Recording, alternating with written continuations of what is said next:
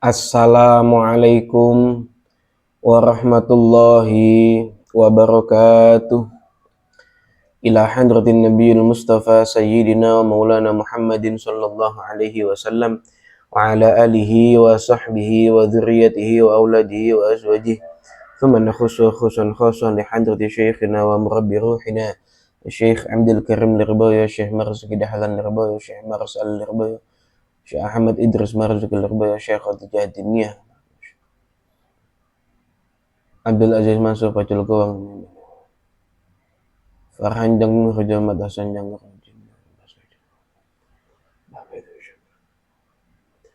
Imam An-Nawawi Al-Bantani. Annallaha yu'li darajatihim fil jannah wa yu'idu alaina min barakatihim wa karamatihim wa asrarihim wa anwarihim wa ulumihim wa nafahatihim fid dini wad dunya wal akhirah.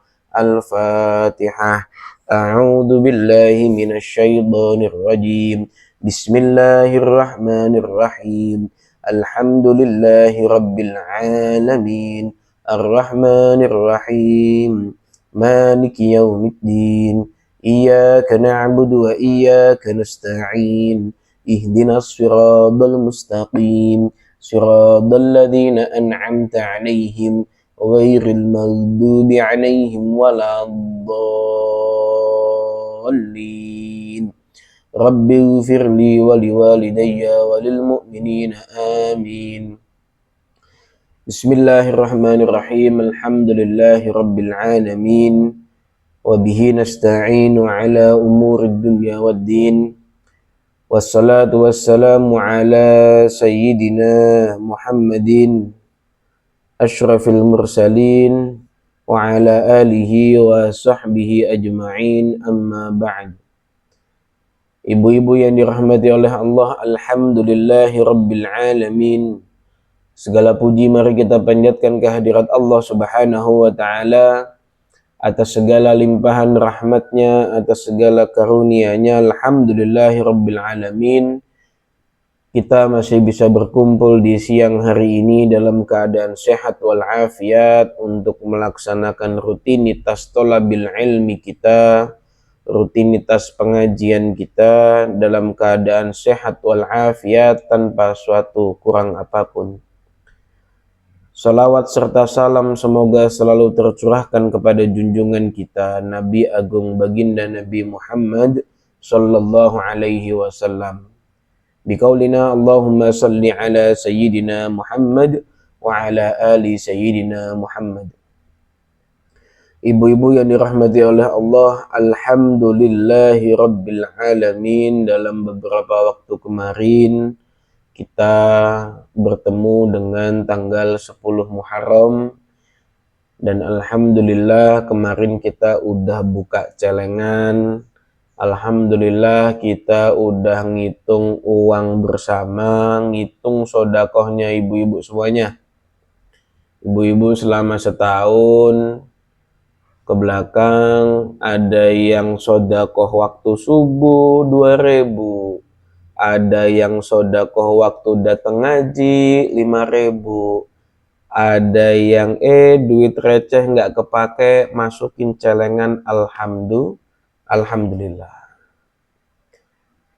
Semua yang ibu-ibu kasihkan, semua yang ibu-ibu masukkan, insya Allah mudah-mudahan menjadi amal jariah kita semuanya. Mudah-mudahan bisa menjadi salah satu sebab terbukanya pintu-pintu rezeki untuk kita semuanya. Amin amin ya rabbal alamin. Ibu-ibu yang dirahmati oleh Allah, memang dalam tradisi atau kebiasaan yang biasanya dilakukan oleh Majelis Ta'lim Nurul Jannah, untuk sodakoh dalam 1 tahun nanti akan disalurkan kepada anak yatim, bertepatan juga dengan tanggal 10 Muharram, di mana tanggal 10 Muharram itu kita disunnahkan untuk menyayangi anak yatim dalam bentuk yang lebih. Dalam artian menyayangi anak yatim itu, sedekah kepada anak yatim itu tidak harus saat tanggal 10 Muharram. bisa di waktu-waktu yang lain, akan tetapi lebih disunnahkan lagi adalah di tanggal 10 Muharram.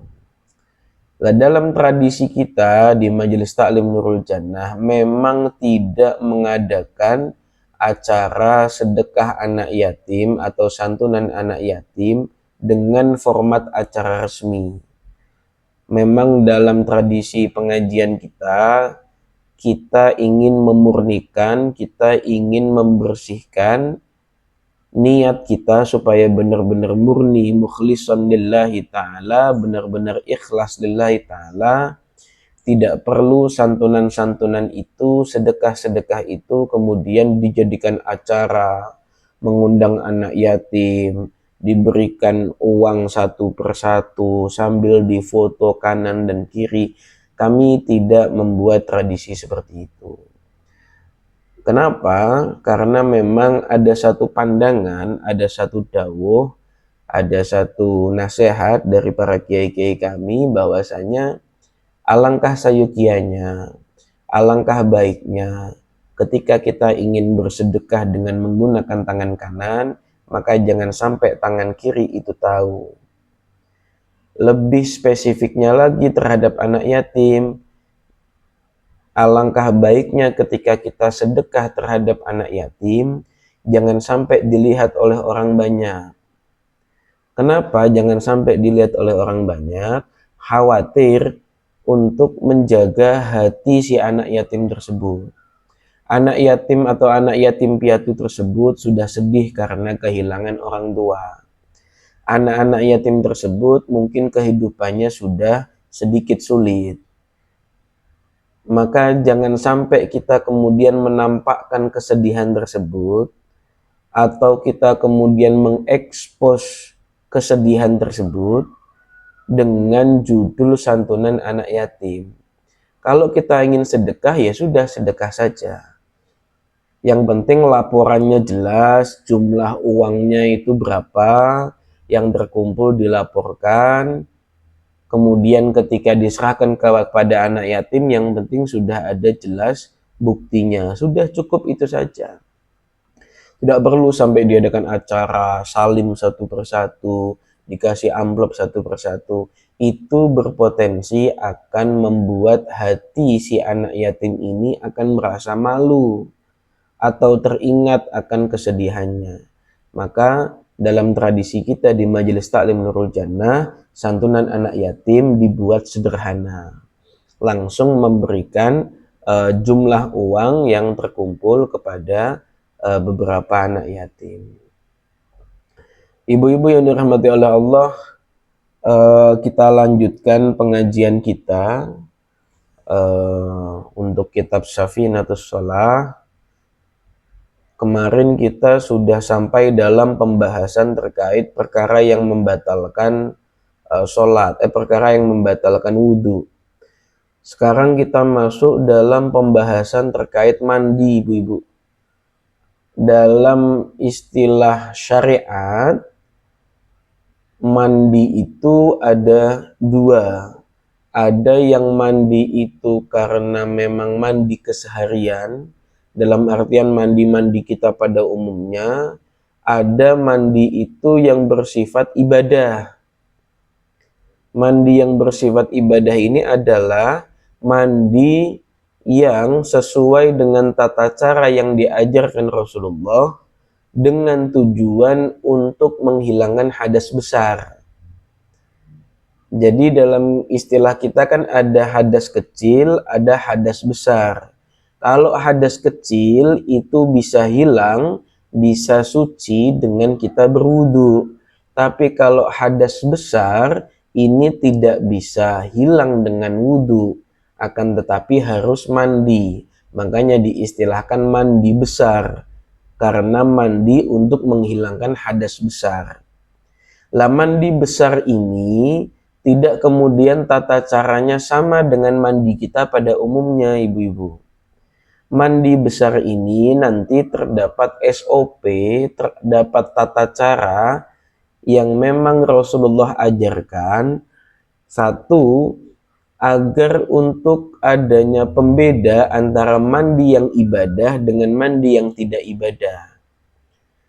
Lah, mandi besar ini termasuk salah satu ibadah, makanya nanti butuh yang namanya niat, butuh tata cara untuk membasuh, butuh kemudian ada doanya dan yang lain sebagainya.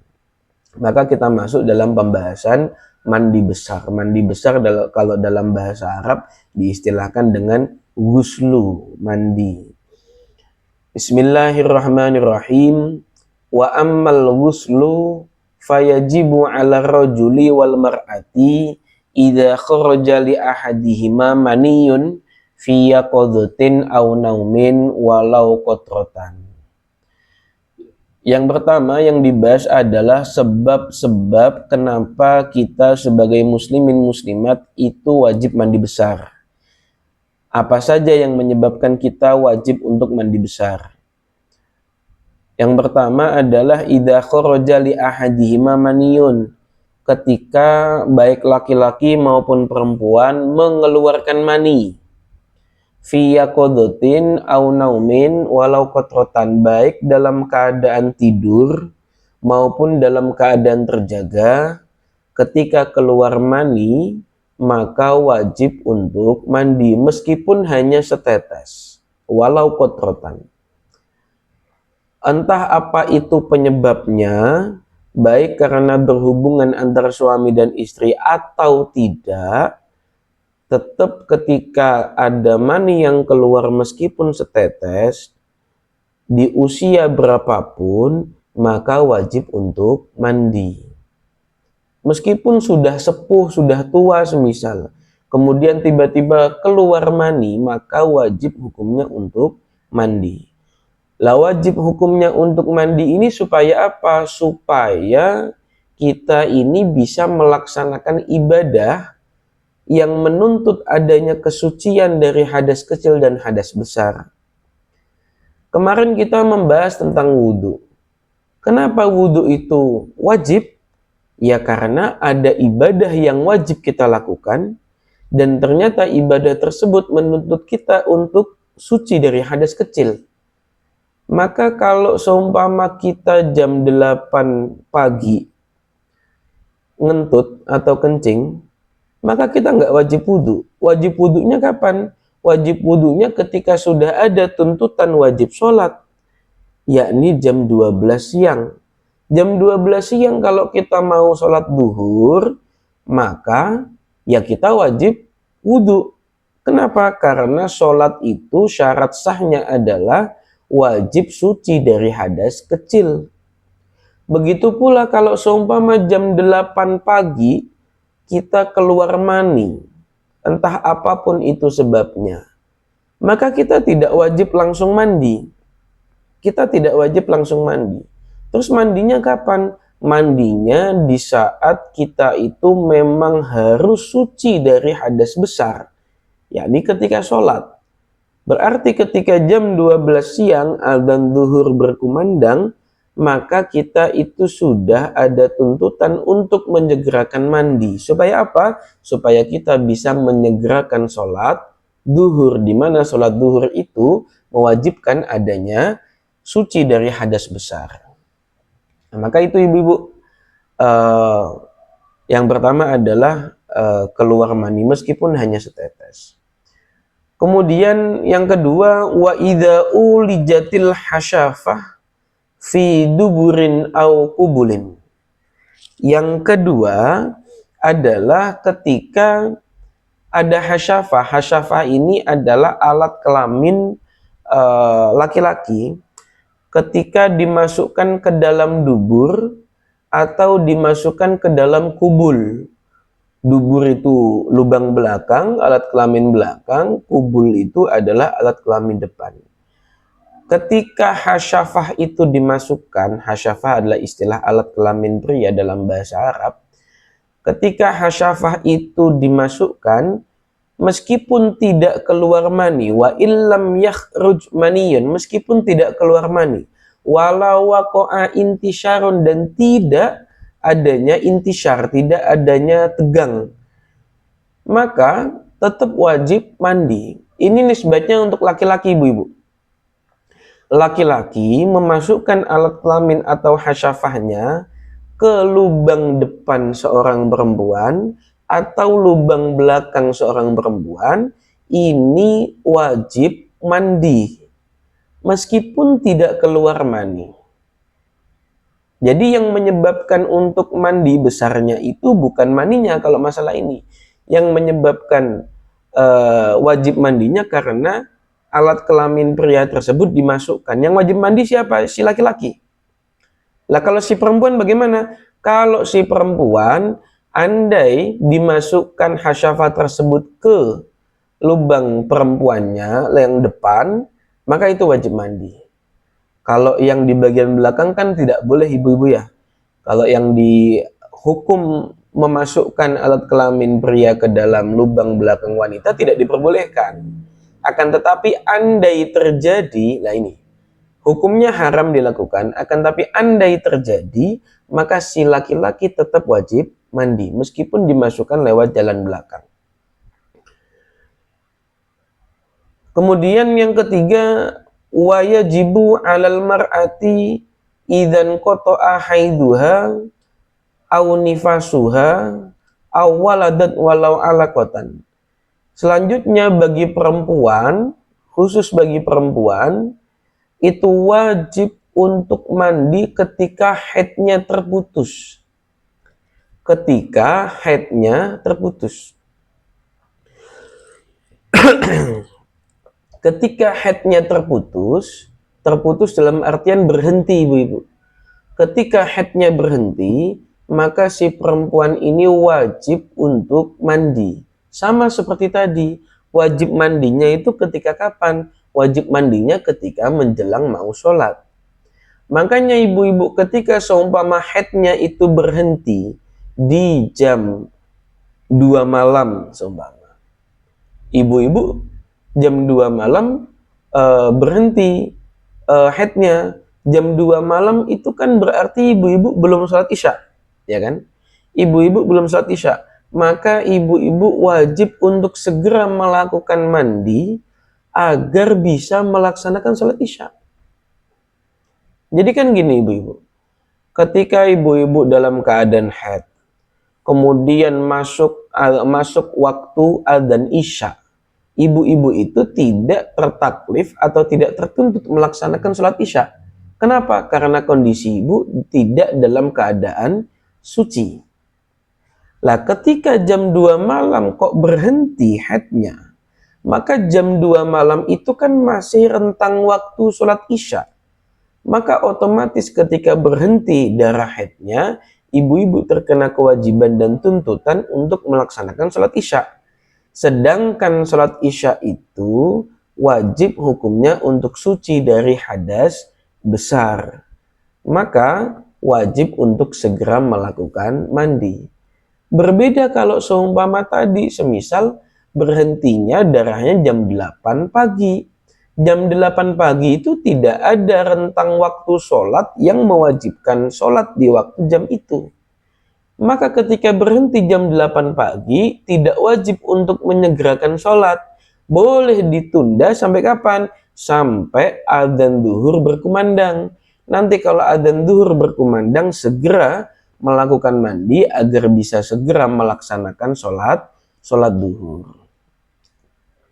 Lah yang perlu diperhatikan ibu-ibu, ketika ibu-ibu sekalian melaksanakan sholat, kan ada waktu keluarnya haid, ada waktu berhentinya haid. Ketika waktu berhentinya haid, yang wajib diqadha itu adalah sholat yang diwajibkan pada waktu itu dan juga sebelumnya andai bisa dijamak. Jadi gini ibu-ibu, dalam permasalahan sholat itu kan ada sholat yang bisa dijamak, ada sholat yang tidak bisa dijamak. Subuh itu kan tidak bisa dijamak itu dikumpulkan ibu-ibu. Kalau kita dalam istilah kita ketika bepergian jauh, sholat itu kan bisa dijamak, ya kan? Dijamak itu dikumpulkan. Lah sholat yang bisa dikumpulkan itu adalah sholat duhur dikumpulkan dengan sholat asar, kemudian sholat maghrib dikumpulkan dengan sholat isya.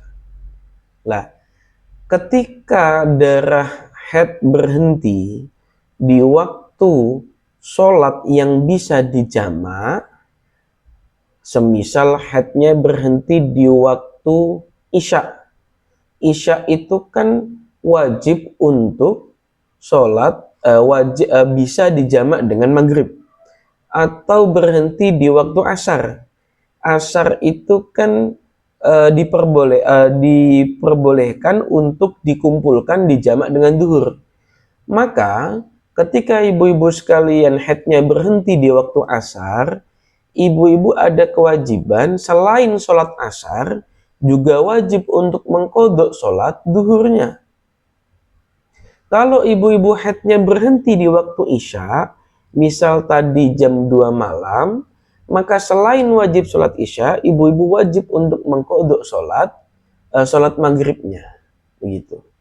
Jadi, saya ulangi, ketika ibu-ibu berhenti haidnya di waktu sholat yang bisa dijamak dengan sholat sebelumnya, maka sholat sebelumnya itu juga wajib untuk diqadha.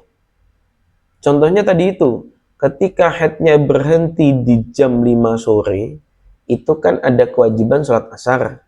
Maka ibu-ibu wajib untuk segera mandi, kemudian melaksanakan sholat asar, plus mengqadha sholat duhur. Kenapa? Karena untuk meyakinkan diri kita bahwasanya haidnya berhenti itu di waktu sholat duhur, di waktu sholat asar. Karena dia khawatirkan haidnya aslinya berhentinya di waktu duhur.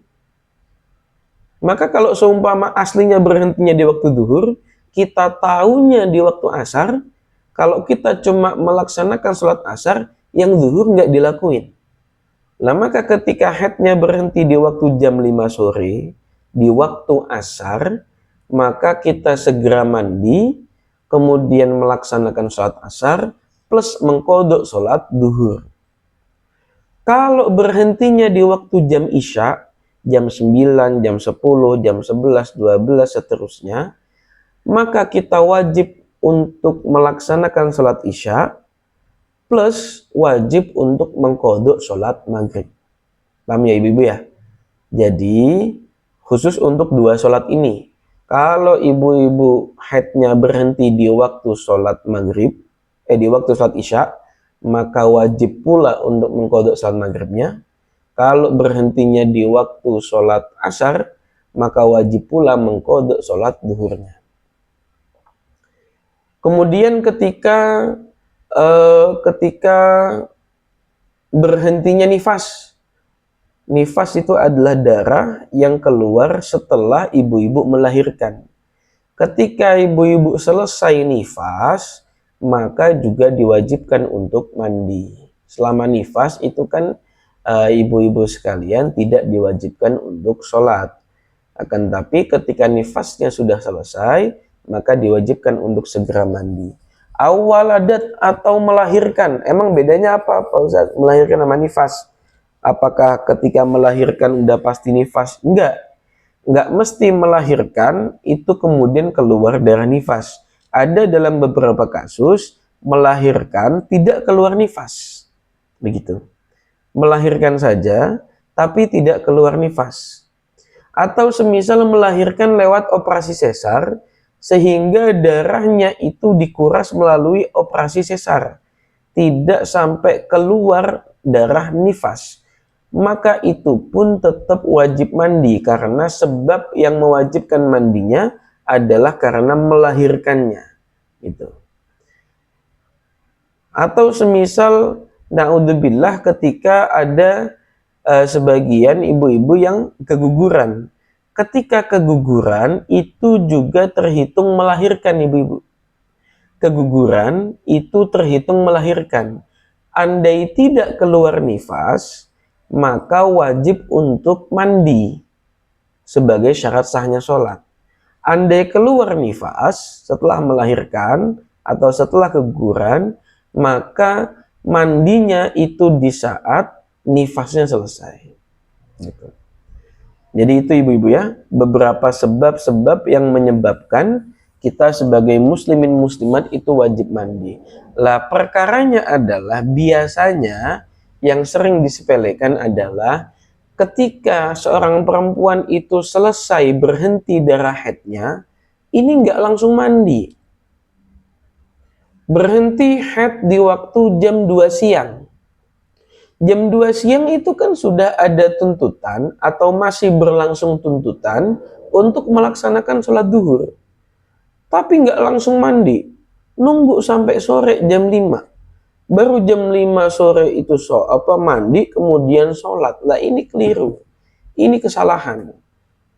Yang benar adalah ketika haid selesai berhenti darahnya di waktu jam-jam sholat, maka wajib untuk segera mandi dan segera melaksanakan sholat pada waktu itu. Lah, boleh untuk ditunda mandinya itu andai keluarnya jam 8 pagi ketika bukan rentang waktu sholat. Itu boleh untuk ditunda, ditundanya pun sampai adzan duhur berkumandang.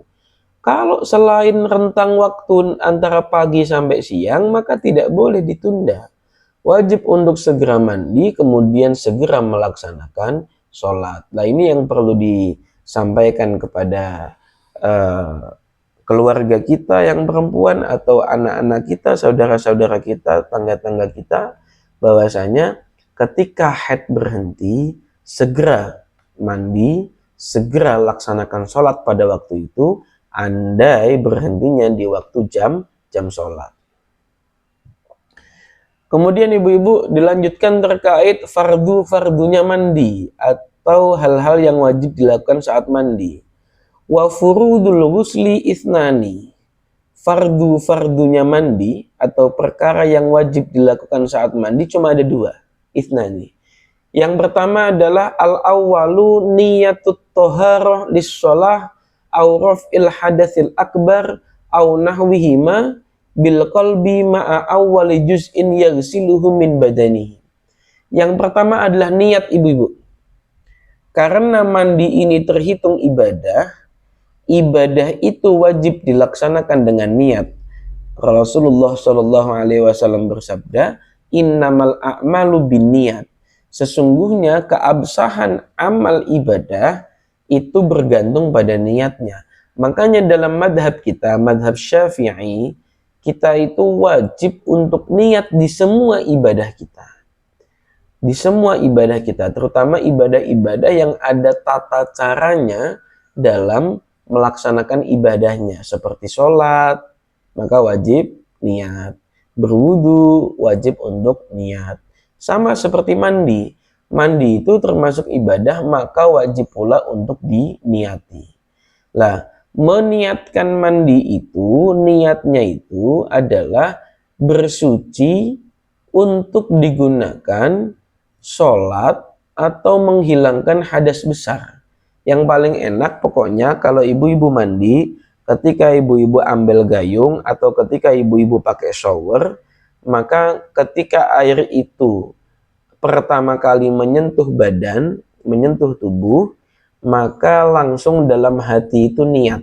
Saya niat mandi untuk menghilangkan hadas besar karena Allah Ta'ala. Mau pakai bahasa Arab? Boleh. Innawaitu toharoh liraf'il hadatsil akbar lillahi Ta'ala. Boleh. Kalau mau pakai bahasa Indonesia, nggak bisa bahasa Arab, nggak apa-apa. Yang penting dalam hatinya, intinya niat bahwasanya saya ingin menghilangkan hadas besar, saya niat mandi menghilangkan hadas besar karena Allah Ta'ala. Sudah cukup, selesai. Jadi niat di dalam hati itu dilangsungkan bersamaan dengan pertama kali air menyentuh tubuh. Lah andai ibu-ibu semisal lupa, ya kan? Lupa. Udah mandi duluan, misal udah guyur badan, udah pakai shower, badan udah basah semuanya. Lupa, belum niat. Maka proses mandi yang dilakukan itu belum terhitung sebagai mandi besar ibu-ibu. belum terhitung sebagai mandi yang dikategorikan sebagai ibadah. Maka ibu-ibu harus mengulangi mandinya lagi dengan diawali niat. Masuk kamar mandi, udah gebiar-gebiur, udah disiram seluruh badannya, pas pengen sabunan inget, oh iya saya kan mandi besar. Maka diulangin lagi, ambil lagi gayungnya, siram palanya sambil niat, saya niat mandi besar untuk menghilangkan hadas besar karena Allah Ta'ala. Kemudian diguyur lagi semuanya. Gitu. Kemudian yang kedua adalah afani ta'mimu badanihi bil ma'i al-basharati wasya'ri. Yang kedua adalah meratakan seluruh tubuhnya dengan air, baik kulit maupun rambutnya. Fayajibu ghuslu batini kathifis sya'ri, maka wajib untuk membasuh bagian dalam dari rambut. Wayajibu ghuslu ma yarahu an-nadiru minal udun, dan wajib untuk membasuh apa yang terlihat dari bagian dalamnya telinga. Ibu-ibu yang dirahmati oleh Allah, mandi besar ini perlu kita perhatikan karena ada beberapa detail-detail, ada beberapa hal kecil yang sering luput atau sering tidak kita lakukan, entah karena lupa atau tidak tahu. Pertama, ketika tadi sudah kita bahas adanya wajib niat, rukun yang kedua itu adalah meratakan seluruh air atau membasuhkan air ke seluruh bagian tubuh kita dan seluruh bagian rambut kita. Lah, yang permasalahannya sering terabaikan adalah bagian-bagian kecil dari tubuh kita yang tidak terbasuh. Apa diantaranya yang harus kita ingat-ingat? Telinga. Telinga itu wajib untuk dibasuh ibu-ibu. Bukan hanya daun telinganya, akan tetapi lubang telinga yang terlihat dari luar. Kita kalau ngelihat bolongan kuping orang, pastikan ada bagian yang masih terlihat, ada bagian dalam yang sudah tidak terlihat. Lah, bagian luar yang terlihat itu wajib untuk dibasuh. Paling enak caranya, jari kita basahin, kemudian kita masukkan ke dalam telinga. Atau boleh kita seumpama ambil air sedikit, masukkan ke dalam telinga, kemudian dikeluarkan lagi, bisa. Yang pertama telinga.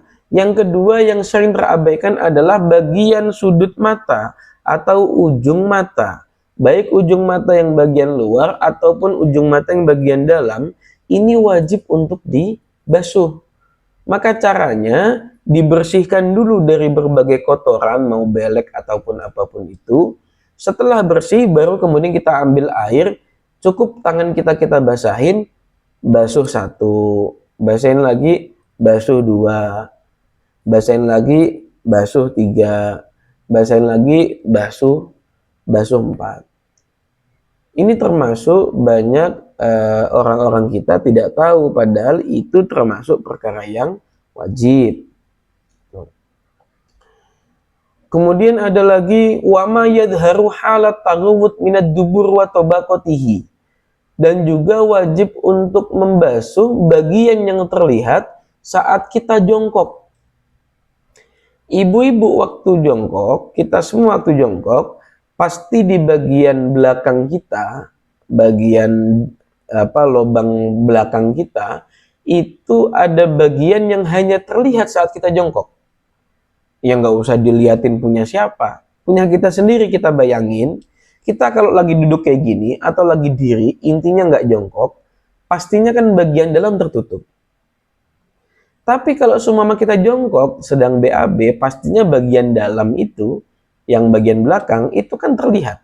Lah, bagian dubur yang terlihat saat kita jongkok itu wajib untuk dibasuh, ibu-ibu sekalian. Wajib untuk dibasuh. Termasuk juga agak ngeden sedikit baru dibasuh. Jadi prakteknya enaknya kalau pas mandi besar adalah kita gebyur pertama langsung diniatin, kemudian membasahi seluruh tubuh, tinggal detail-detail kecilnya kita basuh, kuping, sudut mata. Kalau udah kita jongkok, kemudian sambil ngeden sedikit disiram itu bagian dubur yang belakang. Nah, ini banyak juga yang mungkin kurang memperhatikan. Jadi termasuk salah satu yang wajib dibasuh adalah bagian yang terlihat dari dubur kita saat kita jongkok. Selanjutnya adalah bagian lipatan-lipatan tubuh. Bagi kita-kita yang badannya gemuk, pasti ada lipatan-lipatan tubuhnya. Nah, lipatan-lipatan tubuh itu, lipatan-lipatan kulit itu, kalau kita cuma mandi biasa, enggak kemudian dibuka lipatannya, maka potensi besar tidak terbasuh. Potensi besar tidak terbasuh. Maka wajib untuk diangkat kemudian dibasuh. Kemudian lagi yang tidak kalah penting adalah rambut. Rambut bagi bapak-bapaknya, suami-suaminya, semisal yang punya jenggot, jenggot itu wajib untuk dibasuh, disela-selani sampai bagian dalamnya, ibu-ibu. Termasuk jambang, bagian dalamnya, kulit bagian dalamnya maksudnya, itu wajib untuk terkena air. Jangan sampai karena lebatnya itu jenggot, akhirnya menyebabkan air tidak bisa seluruhnya membasuh kulit yang ada di bawah jenggot. Nah, ini yang perlu diperhatikan. Kemudian lagi terkait rambut. Kalau orang mandi besar, seluruh rambutnya wajib untuk dibasuh, ibu-ibu. Wajib keramas nggak, Pak Ustadz? Tidak wajib keramas aslinya. Andai kita bisa memastikan kulit kepala kita itu dan semua rambut kita itu terbasahi oleh air. Lah, permasalahannya kita kalau mandi biasa, itu biasanya sulit untuk menjangkau bagian dalam kulit kepala. Apalagi yang rambutnya itu tebal, yang rambutnya itu lebat. Ini lumayan sulit untuk air bisa masuk ke dalam meskipun kita udah guyur berapa kali.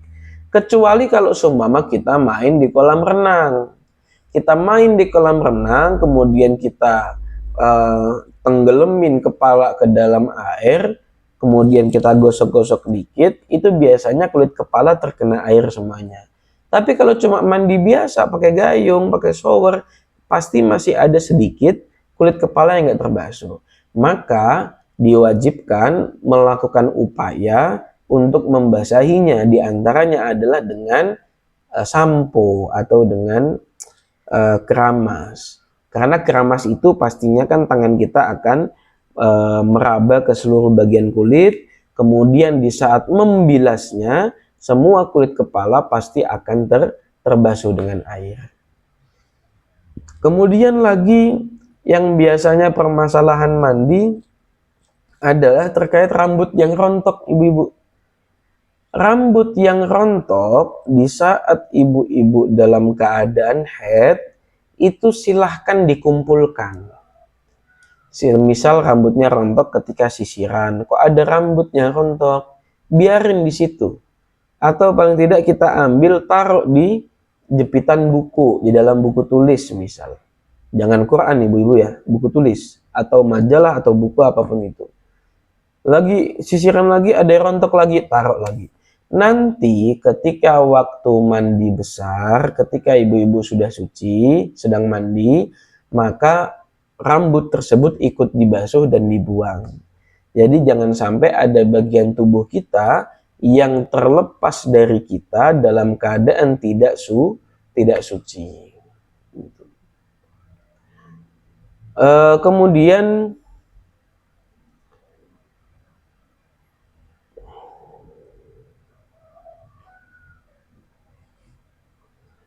wa ma yadharu min farjil mar'ah idza jalasat ala qadamaiha wa batini kulfati man lam yukhtan wa ma tahtaha fayajibu ayyajriya al-ma'u bitab'ihi ala kulli dalika. Jadi wajib pula membasuh atau meratakan air ke bagian-bagian yang sulit terjangkau.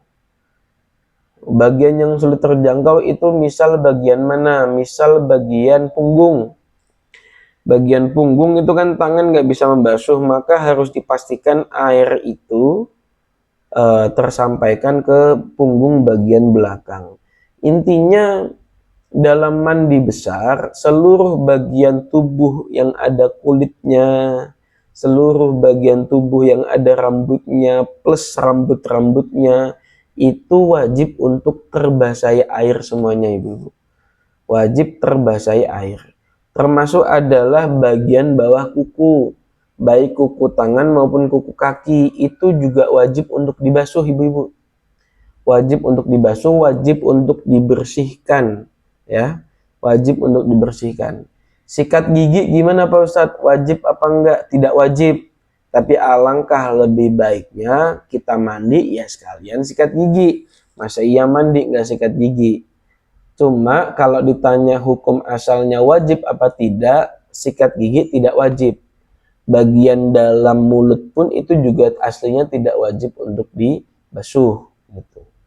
Jadi silahkan kita introspeksi apakah dalam kita mandi besar secara berkala itu memang sudah sesuai rukun-rukunnya atau belum. Kalau belum, ayo kita perbaiki. Terutama juga terkait ini ibu-ibu yang punya anak-anak cowok. Kalau anak-anak cowoknya itu sudah dalam masa pubertas, di mana mereka kok belum sampai 15 tahun ternyata udah keluar mani, ini perlu diedukasi. Jadi aslinya yang berkewajiban untuk menyuruh anaknya bersuci atau mengajarkan anaknya terkait tata cara bersuci, baik itu wudhu, mandi besar, toharoh, dan yang lain sebagainya, itu adalah orang tua masing-masing, ibu-ibu. Jadi ibu-ibu sekalian yang masih punya anak, anaknya masih umur ya mungkin 10, 11, 12, 13, maka diperhatikan. Karena ibu-ibu sekalian ada kewajiban mengajarkan anaknya terkait hal-hal agama yang wajib dilakukan oleh si anaknya. Apa hal agama yang diwajibkan? Yang pertama adalah sholat. Kalau seumpama dia udah balik, maka wajib untuk segera diajarkan sholat. Bahkan lebih baik sebelum balik. Lah sholat itu butuh yang namanya toharoh atau bersuci. Maka si anak ini juga wajib diajarkan tata cara bersuci.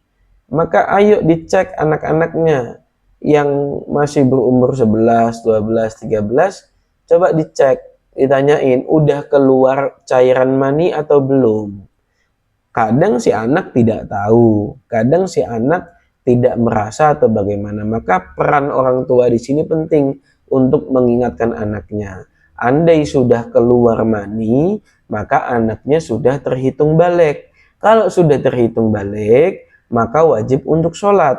Syaratnya sholat itu adalah suci dari hadas kecil dan suci dari hadas besar. Hadas kecil bisa teratasi dengan wudhu, maka wajib diajarkan wudhu pada anaknya. Hadas besar bisa terselesaikan dengan mandi besar, maka mandi besar wajib diajarkan kepada anak-anaknya. Jadi bisa dipahami ibu-ibu ya, bisa dipaham bahwa dalam Islam ada ibadah-ibadah yang memang tata caranya, runtutannya itu memang diatur dalam Islam, termasuk permasalahan mandi besar dan juga wudhu yang kemarin kita bahas. Jadi itu ibu-ibu terkait pertemuan kita pada siang hari ini, kita membahas tentang mandi. Jadi silahkan ayo kita introspeksi apakah mandi besar kita sudah sesuai dengan syarat yang berlaku dalam syariat. Andai belum, ayo kita perbaiki. Mungkin ketika ada pertanyaan bisa disampaikan kepada Mama Kiki untuk minggu depan kita bahas.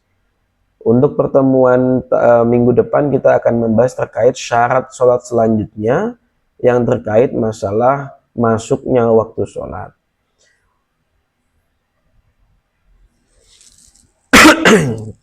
Ibu-ibu yang dirahmati oleh Allah, mungkin cukup sekian apa yang bisa kita sampaikan. Mudah-mudahan bermanfaat.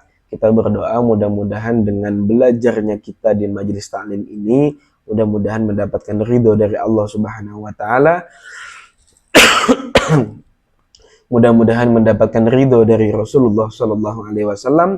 Mudah-mudahan bisa menyebabkan diri kita, bisa menjadikan keluarga kita, bisa menjadikan lingkungan kita menjadi keluarga, lingkungan, anak, saudara yang benar-benar diridhoi oleh Allah Subhanahu wa taala, dilapangkan rezekinya, disehatkan badannya, disembuhkan penyakitnya, dijauhkan dari berbagai penyakit hati, dan mudah-mudahan kita benar-benar diakui menjadi umat Rasulullah Muhammad sallallahu alaihi wasallam. Bismillahirrahmanirrahim. Alhamdulillahirabbil alamin. حمدا يوافي نعمه ويكافي مزيده يا ربنا لك الحمد ولك الشكر كما ينبغي لجلال وجهك الكريم وعظيم سلطانك اللهم صل على سيدنا محمد طب القلوب ودوائها وعافية الأبدان وشفائها ونور الأبصار وضيائها وعلى آله وصحبه وسلم اللهم اغفر لنا ذنوبنا ولوالدينا وارحمنا كما ربيانا صغارا ربنا ظلمنا أنفسنا وإن لم تغفر لنا وترحمنا لنكونن من الخاسرين ربنا هب لنا من أزواجنا وذريتنا قرة أعين واجعلنا للمتقين إماما ربنا لا تزغ قلوبنا بعد إذ هديتنا وهب لنا من لدنك رحمة إنك أنت الوهاب ربنا آتنا في الدنيا حسنة وفي الآخرة حسنة وقنا عذاب النار وصلى الله على سيدنا محمد النبي الأمي وعلى آله وصحبه وسلم والحمد لله رب العالمين بسر الفاتحة أعوذ بالله من الشيطان الرجيم بسم الله الرحمن الرحيم الحمد لله رب العالمين الرحمن الرحيم مالك يوم الدين إياك نعبد وإياك نستعين اهدنا الصراط المستقيم صراط الذين أنعمت عليهم غير المغضوب عليهم ولا الضالين رب اغفر لي ولوالدي وللمؤمنين آمين. Kurang lebihnya mohon maaf. Wal afwu minkum. Assalamualaikum warahmatullahi wabarakatuh.